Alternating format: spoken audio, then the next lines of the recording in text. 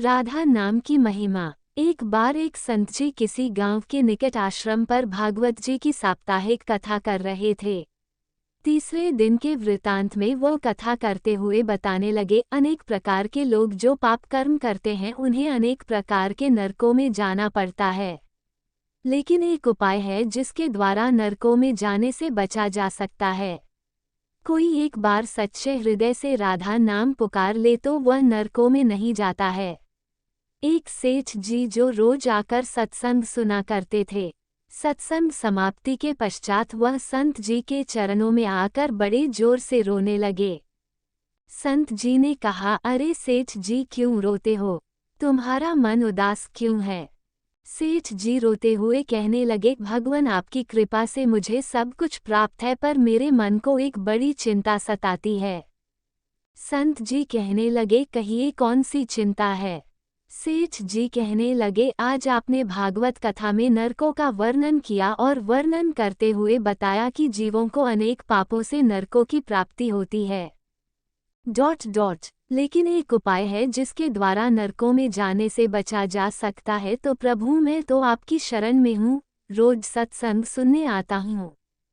मेरे मन में तो यह विश्वास है आप संतों की कृपा से, भागवत की कृपा से मेरा उद्धार तो हो ही जाएगा। लेकिन मेरा एक छोटा भाई है जिसकी उम्र 50 साल है। वह न सत्संग में जाता है, न परमात्मा पर विश्वास करता है और न ही प्रभु का नाम सुमिरन करता है। उसका उद्धार किस प्रकार होगा, मुझे उसकी बड़ी चिंता सताती है। मैं उसे बहुत बार समझाने का प्रयास भी करता हूँ, इस संसार के काम तो होते रहेंगे, तुम भगवान के नाम का स्मरण भी किया करो। तब वो कहता है, ऐसा करने से कुछ नहीं होता है, तुम भी मत किया करो। मैं जितना आस्तिक हूँ, प्रभु के प्रति जितनी मेरी आस्था है, वह उतना ही कट्टर और अनीश्वरवादी है। तब संत जी ने कहा, क्यों चिंता करते हो, एक दिन उसका भी उद्धार हो ही जाएगा। सेठ जी रोते हुए कहने लगे, हे भगवान, उसका उद्धार कब होगा। आप जैसे महापुरुषों हमारे गांव में आए हैं, मुझे तो आप पर ही यकीन है, आप ही उसका उद्धार करके जाएंगे। अब आप कैसे भी कृपा कर मेरे घर आइए और एक बार तो उसके मुख से श्री राधा नाम का उच्चारण कराइए। तब सेठ जी की विनय सुन संत जी कहने लगे, कल सत्संग समाप्ति के पश्चात मैं आपके घर आऊंगा और उसे परमात्मा का सुमिरन अवश्य कराऊंगा। दूसरा दिन हुआ, सेठ जी अपने घर गए, संत जी के आने का इंतजार करने लगे। आश्रम पर कथा की समाप्ति हुई। अब संत जी अपने वचन के अनुसार सेठ जी के घर पहुँचे। जैसे ही घर पहुँचे, सेठ जी ने बड़े श्रद्धा भाव से संतों का स्वागत किया। उन्होंने अपने भाई को बुलाकर कहा, संत जी आज हमारे घर पधारे हैं, उनका दर्शन कर लो। वह अंदर से बैठे बैठे कहने लगा, मुझे ना किसी संत से मिलना है और ना ही भगवान से मिलने की इच्छा है। तुम ही उनकी सेवा करो और तुम ही उनका पेट भरो। संत जी ने जब यह वचन सुने, सेठ जी रोते हुए कहने लगे, भगवान जी देखा आपने, आपके सामने ही आपका अपमान कर रहा है। संत जी कहने लगे, सेठ जी ख्याल ना कीजिए, सब कुछ अच्छा होगा। अब सेठ को दिलासा देते हुए संत जी पलंग से उतरे और उसके भाई के कक्ष में आ गए और उसके कंधों पर हाथ रखकर कहने लगे, और बताओ आज तक कितना कमाया। वह संत जी को इस प्रकार अपने नजदीक देखकर कहने लगा, अपना हाथ मेरे कंधों से हटाओ, मैं ना संतों को मानता हूँ ना भगवान को मानता हूँ। लोग जितने आस्तिक होते हैं, मैं उतना ही कट्टर नास्तिक हूँ। मैं भगवान को नहीं मानने वाला हूँ। आप मेरे नजदीक क्यों आए हैं। संत जी कहने लगे, मैं तो अपना काम करने आया हूँ। संतों का काम होता है लोगों का उद्धार करना। आज तुम्हारे उद्धार का कार्य मिला है तो अवश्य करके ही जाऊंगा। वह सेठ का भाई भी बड़ा कट्टर था। वह कहने लगा, आपको जिसका भी उद्धार करना है कर लीजिए, पर मेरा उद्धार आप नहीं कर सकते। मैं कुछ भी नहीं करने वाला हूँ। सेठ के भाई को देखकर संत जी मुस्कुराकर कहने लगे, एक बार राधे राधे बोल दो। वो सेठ जी का भाई कहने लगा, मैं कुछ नहीं बोलूँगा। संत जी ने फिर कहा, राधे राधे बोल दो। वह कहने लगा, नहीं कहूँगा। फिर संत जी ने कहा, राधे राधे बोलो। वह कहने लगा, मैंने कहा ना, मैं नहीं बोलूँगा। तब संत जी पुनः सेठ जी के पास आए और कहने लगे, अब आपने मेरे ऊपर यह जिम्मा सौंपा है। अब मैं जैसा करूँगा, आप बीच में नहीं आना। आप सारे परिवार वाले बाहर जाकर बैठ जाओ। जब तक मैं आपको बुलाऊं नहीं, एक भी परिवार वाला इस कक्ष में न आए। अब इस प्रकार सेठ जी अपने परिवार सहित बाहर आकर बैठ गए। अब कक्ष में सिर्फ संत जी और सेठ जी का भाई था।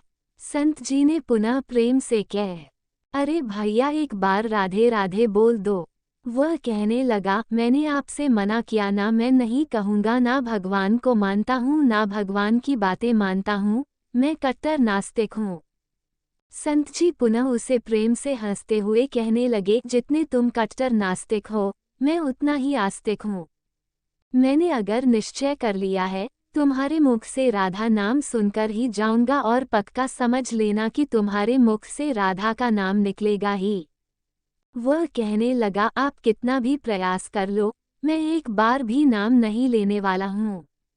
अब संत महापुरुष होते तो बड़े दयालु हैं, पर लीला मात्र उन्होंने क्या किया, उस सेठ के भाई का हाथ पकड़ा और हाथ पकड़कर जोर से घुमाने लगे। अब वह सेठ ठहरा 50 साल का, वृद्ध अवस्था थी, संत भी वृद्ध थे। पर संतों के अंदर भक्ति का तेज होता है। उन्होंने जोर से उसके भाई का हाथ घुमाया, मरोड़ दिया। हाथ घुमाकर संत जी फिर कहने लगे, कहो राधे राधे। वह कहने लगा, नहीं कहूँगा। अब तो संत जी ने जोर से हाथ घुमाकर सेठ के भाई को जमीन पर पटक दिया और खुद उसके पेट पर चढ़कर बैठ गए और संत जी फिर कहने लगे, बोलो राधे राधे। वो फिर कहने लगा, नहीं कहूँगा। अब तो संत जी ने उसके दोनों हाथ पकड़ उसके पैरों को बांध दिया और कहने लगे, कहो राधे राधे। अब ऐसी अवस्था में वह सोचने लगा, लगता है ये संत तो मुझे मार ही देंगे। तब उसने बिना इच्छा के एक बार ऐसे ही कह दिया, राधे राधे। जैसे ही उसने राधे राधे कहा, संत जी ने उसके हाथ पैर खोल दिए। उसके बंधनों को छोड़कर बाहर आकर कहने लगे, सेठ जी आपका कल्याण हो गया, आपके भाई का भी कल्याण हो गया। सेठ जी कहने लगे, अंदर से बहुत तेज आवाजें आ रही थी। तब संत जी कहने लगे, आपने काम ही ऐसा दिया था। आपने कहा वह नास्तिक है, कभी कुछ बोलता ही नहीं है। आज आपके भाई ने राधे राधे का नाम उच्चारण कर लिया है, इसका कल्याण हो गया। अब मैं जा रहा हूँ, कल से पुनः मेरी कथा है। अब संत जी तो अपने स्थान पर लौट आए। सेठ का भाई जमीन से उठकर अपने भाई को कहने लगा, ये कैसे संत हैं, मुझसे झगड़ा करने आ गए, मेरे ऊपर चढ़कर बैठ गए और कहने लगे, अगर राधे राधे का नाम उच्चारण नहीं करोगे तो मैं तुम्हारे ऊपर ऐसे बैठे रहूंगा। अब उसकी बातें सुन सेठ जी तो हंसने लगे। वह हंसते हुए मन से भगवान को धन्यवाद देते हुए कहने लगे, हे प्रभु, आपके संत भी बड़े दयालु हैं, खुद कष्ट सहकर भी लोगों का कल्याण करते हैं। समय व्यतीत होता गया। मुश्किल से 5-6 महीने गुजरे होंगे।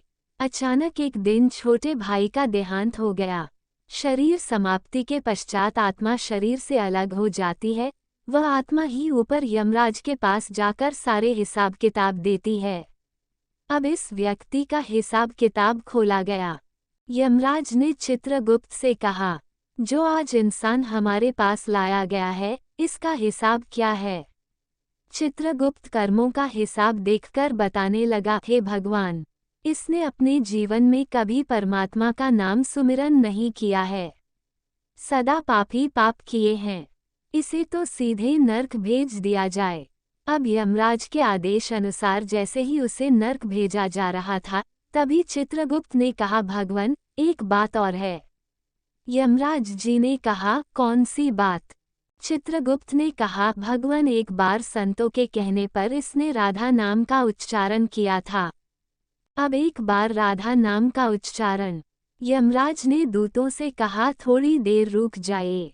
इसका हिसाब किया जाएगा। इसके बाद ही इसे नर्क में भेजा जाएगा।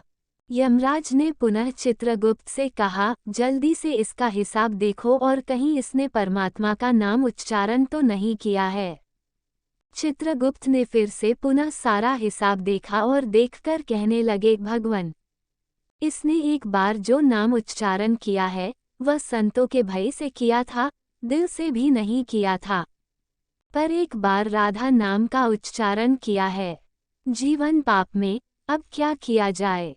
तब यमराज ने उसी इंसान से पूछा, एक बात बताओ, हम तुम्हें पहले राधा नाम उच्चारण का फल दें या तुम्हें नरकों में भेज दिया जाए? तब वह भक्त हाथ जोड़कर कहने लगा, भगवन, नरक में तो जाना ही है।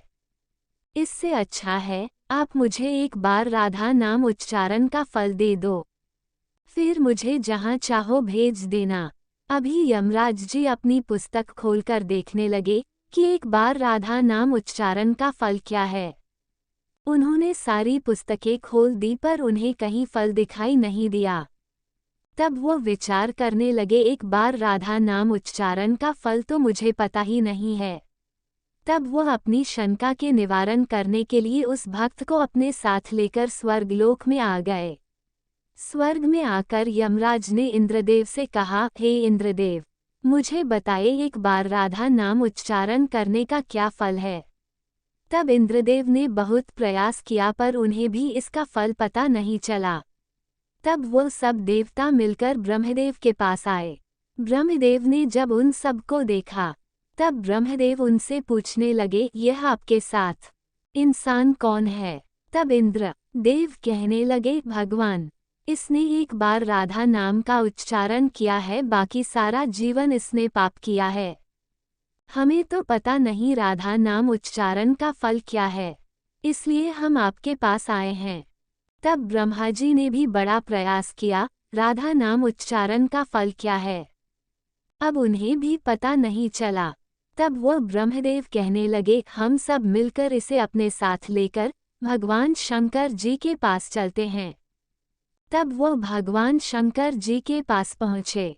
भगवान शंकर जी से प्रार्थना कर कहने लगे, हे महादेव, इस इंसान ने सारा जीवन पाप किया है, बस एक बार संतों के कहने पर राधा नाम का उच्चारण किया है। अब आप बताइए, एक बार राधा नाम उच्चारण का क्या फल मिलता है? तब महादेव जी ने बड़ा प्रयास किया पर वह भी राधा नाम की महिमा को बता नहीं सके। तब शंकर जी कहने लगे, अब हमें भगवान श्री कृष्ण के पास चलना पड़ेगा, क्योंकि वही राधा तत्व को जानते हैं। ऐसा सोचकर सब देवी देवता भगवान शंकर के साथ मिलकर उस इंसान की आत्मा को लेकर भगवान श्री कृष्ण के गोलोक धाम में पहुँचे। गोलोक धाम में भगवान श्री कृष्ण राधा जी के साथ अपने आसन पर विराजमान थे। भगवान श्री कृष्ण ने सब देवी देवताओं का सम्मान किया और उनसे पूछा, आज अचानक से आने का कारण क्या है? तब भगवान शंकर हाथ जोड़कर कहने लगे, हे भगवन, यह इंसान इसे धरती से लाया गया है। इसने अपने जीवन में अनेक पाप किए हैं, पर एक बार राधा नाम का उच्चारण किया था। यमराज जी पता न कर सके कि एक बार राधा नाम उच्चारण का फल क्या है। तब वो इसकी जानकारी लेने के लिए इसके साथ इंद्र जी के पास स्वर्ग में आए थे। फिर स्वर्ग से होते हुए ब्रह्मलोक आए, फिर ब्रह्मलोक से होते हुए यह मेरे पास पहुँचे। अब मैं इन सबको अपने साथ लेके आपके पास लेकर आया हूँ। अब आप बताइए, एक बार राधा नाम उच्चारण का क्या फल हो सकता है? जब इस प्रकार बातें चल रही थी तब श्री कृष्ण के पास बैठी राधा रानी बड़े जोर से हंसने लगी। तब श्री कृष्ण ने कहा, हे राधिका, क्यों हंसती हो? तब राधिका कहने लगी, हे भगवन, यह अभी तक राधा नाम का महत्व समझ नहीं सके हैं। तब भगवान शंकर जी कहने लगे, हे महारानी, राधिका के नाम का क्या असर है, आप हमें बताइए ना। तब राधिका जी कहने लगे, हे महादेव, आप खुद सोचिए, इस व्यक्ति ने एक बार राधा का नाम जपा, वो एक बार राधिका के नाम जपने से स्वर्ग लोक की सैर करके आया, ब्रह्मदेव का ब्रह्मलोक में दर्शन करके आया, आपके महादेव लोक में आपका इसने दर्शन किया है। आज एक बार उच्चारण के प्रभाव से यह आप सबको साथ लेकर हमारे गोलोक धाम में आया है।